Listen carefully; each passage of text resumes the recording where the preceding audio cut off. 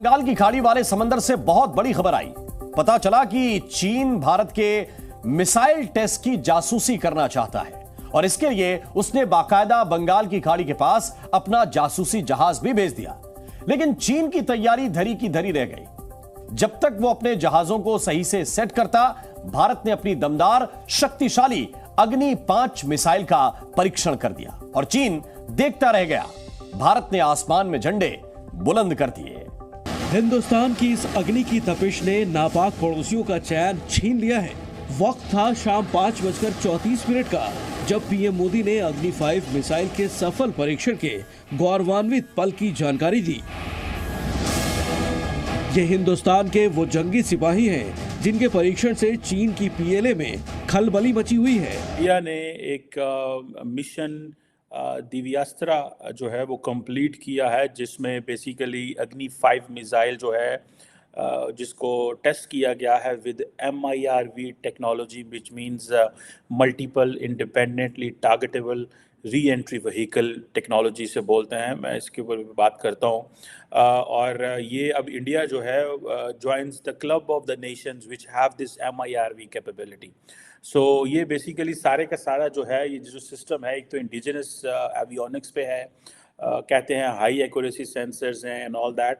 और मज़े की बात है, ये जो प्रोजेक्ट डायरेक्टर हैं फॉर मिशन दिव्यास्त्र वो एक खातून है।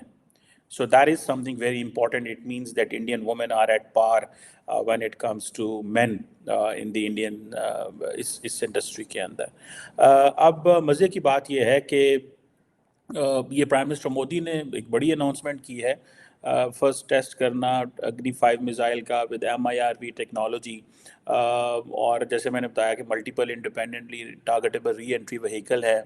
और सारी मुल्क जो है वो बड़ा खुश है कि DRDO साइंटिस्ट ने ये मिशन कंप्लीट किया है। और प्राइम मिनिस्टर मोदी ने इसकी ट्वीट भी की है। और ये जो कहा जाता है कि ये जो मिसाइल है ये मल्टीपल वॉरहेड्स लेके जा सकता है डिफरेंट लोकेशंस में।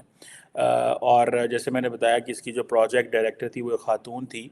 और इंडिया अब वो सिलेक्ट ग्रुप्स में चला गया है जिनके पास ये कैपेबिलिटी मौजूद है। और इंडिया ने पिछले कुछ सालों में एक सीरीज़ ऑफ टेस्ट किए थे अग्नि 5 की। अक्टूबर 2021 में जो मिनिस्ट्री ऑफ डिफेंस है उसने अनाउंसमेंट की थी कि उन्होंने surface to surface ballistic missile जो है वो लॉन्च किया था। और जो कि APJ अब्दुल कलाम आइलैंड जो ओडिशा में है वहाँ से उन्होंने किया था। इसी तरह ये जो इंडिया का मिसाइल का प्रोग्राम है ये बड़ा लंबा एक प्रोग्राम है। इसके ऊपर भी बात करते हैं कि ये बेसिकली जो पहले मैं ये बताता चलूँ कि ये जो MIRV कैपेबिलिटी है, जिसे आप multiple independently targetable re entry vehicle कहते हैं, ये पेलोड एनेबल बैलिस्टिक मिसाइल होते हैं जो कि मल्टीपल वॉरहेड लेके जा सकते हैं। और हर जो होता है वो उसकी अंदर कैपेबिलिटी होती है, वो डिफरेंट ऑब्जेक्टिव्स पे जो है वो टारगेट कर सकता है। So it's something very significant for India in my understanding इस हवाले से। लेकिन क्वेश्चन ये है कि ये प्राइम मिनिस्टर मोदी ने क्यों ये टेस्ट किया है, ये एक सवाल है कि क्यों उन्होंने ये महसूस किया कि वी शुड टेस्ट दिस। इसकी क्या जो है वो लॉजिक है कि आज क्यों भारत को ये टेस्ट करना पड़ा। और सुनने में ये आता है कि जब इंडिया ने ये टेस्ट किया तो एक चाइनीज़ स्पाई शिप जो है वो बे ऑफ बंगाल के करीब थी।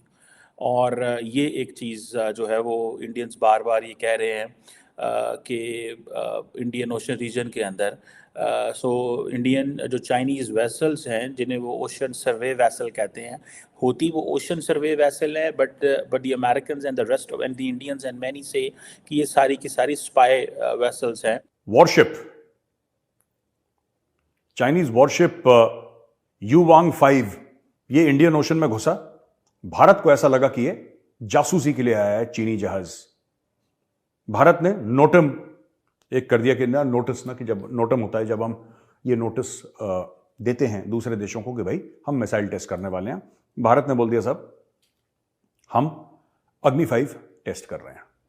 अच्छा, अग्नि 5 एक ऐसी मिसाइल है जिससे ना चीन को बड़ी सारी परेशानी है, बिकॉज विद अग्नि 5 इंडिया कैन रीच बीजिंग पहुंच सकता है आराम से।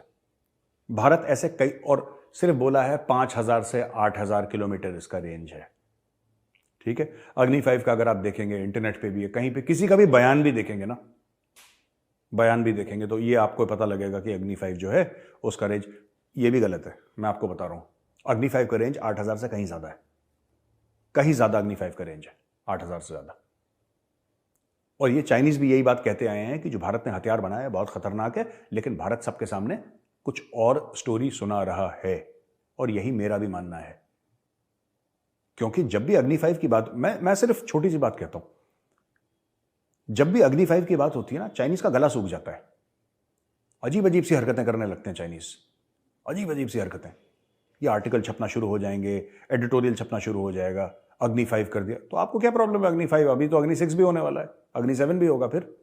नहीं, अग्नि 5 से खास परेशानी है पाकिस्तान को। इसलिए ज्यादा परेशानी नहीं है, वो तो चाइनीज बोलते हैं तो इसलिए वो बोल देते हैं, इसलिए परेशानी नहीं है पाकिस्तान को, क्योंकि अग्नि 5 is not for Pakistan. Pakistan तो बगल में हो, तो पृथ्वी निपटा देगा उसको। या अग्नि 2, अग्नि 3 is more than sufficient for Pakistan. अग्नि 5 एक अलग लेवल का गेम है। तो ये इंडिया ने सीधी धमकी दे दी कि हम टेस्टिंग कर रहे हैं अग्नि 5 की। सर लोग मुझसे पूछते हैं कि यार पाकिस्तान इतनी टेररिज्म करता है, ये करता है, इतना बुरी उसकी हरकतें हैं, लेकिन फिर भी दुनिया क्यों टॉलरेट करती है? दोस्तों इसलिए टॉलरेट करती है क्योंकि अफगानिस्तान के साथ उनका बॉर्डर है। पाकिस्तान का कोई इंपॉर्टेंस नहीं है इस दुनिया में। जियो स्ट्रेटेजिक लोकेशन अगर आप पाकिस्तान की हटा दें तो पाकिस्तान को कोई नहीं पूछेगा, कोई नहीं पूछेगा पाकिस्तान को। मैं आपको बता रहा हूं, पाकिस्तान का कोई चीज नहीं है जिसके लिए पाकिस्तान को पूछा जाए, पाकिस्तान को एक कुर्सी दी जाए, पानी पूछा जाए, दिन का समय दिया जाए पाकिस्तान को। ऐसा है ही नहीं पाकिस्तान में कुछ। एग्रीकल्चर का भट्टा बैठा हुआ है, इकोनॉमी का भट्टा बैठा हुआ है, डिप्लोमेसी का भट्टा बैठा हुआ है, पॉलिटिक्स का भट्टा बैठा हुआ है, पूरी रेपुटेशन का कूड़ा हो रखा है। पर लोग इसलिए झेलते हैं क्योंकि अफगानिस्तान जाना है। अफगानिस्तान लैंडलॉक्ड कंट्री है, यानी कि समुद्री रास्ता कोई नहीं अफगानिस्तान जाने के लिए। अगर आपको समुद्र से जाना है तो दो ही देश हैं, या तो पाकिस्तान या तो ईरान। ईरान के ऊपर अमेरिका ने सैंक्शंस डाल रखे हैं 1979 से, तो ईरान को तो आपने ब्लैकलिस्ट कर रखा है। अब बचा पाकिस्तान, पाकिस्तान पूरा फायदा उठाता है। आपको जब सेंट्रल एशिया जाना हो तो पाकिस्तान अपनी शर्तें रखेगा। इंडिया ईरान को मेन स्ट्रीम कर रहा है, यही जो उन्होंने डोवाल साहब ने बात करी है। India is main streaming Iran. मैं आपको आज बता रहा हूं, India is main streaming Iran. आप इसको नोट कर लीजिएगा। आज से देखिए, अमेरिका चला गया अफगानिस्तान से, बाकी जितने भी यूरोपियन कंट्रीज थे जो इनकी इंटरनेशनल फोर्स थी वहां पे, ये अफगानिस्तान को छोड़ के चली गई। लेकिन इसका मतलब ये नहीं कि वापस नहीं आएंगे लोग। दोस्तों, अमेरिका और यूरोपियन कंट्रीज अफगानिस्तान को छोड़ के चले गए।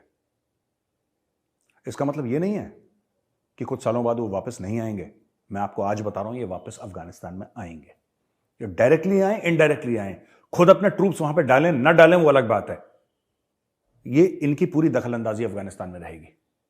उसके कई फैक्टर्स हैं जो मैं बाद में डिस्कस करूंगा, लेकिन सबसे बड़ी बात यह है कि अगर आपने ईरान को एक्टिवेट कर दिया, अगर आपने ईरान को मेन स्ट्रीम कर दिया, ईरान में अभी बहुत वो हिजाब के चक्कर में बहुत मारपीट चल रही है वहां पे, और India is constantly in touch with Iran. अगर आपने आपको ईरान को आपने मेन स्ट्रीम कर दिया, फिर आपको पाकिस्तान की जरूरत नहीं पड़ेगी। आपको अफगानिस्तान जाना है ना, ईरान से जाओ,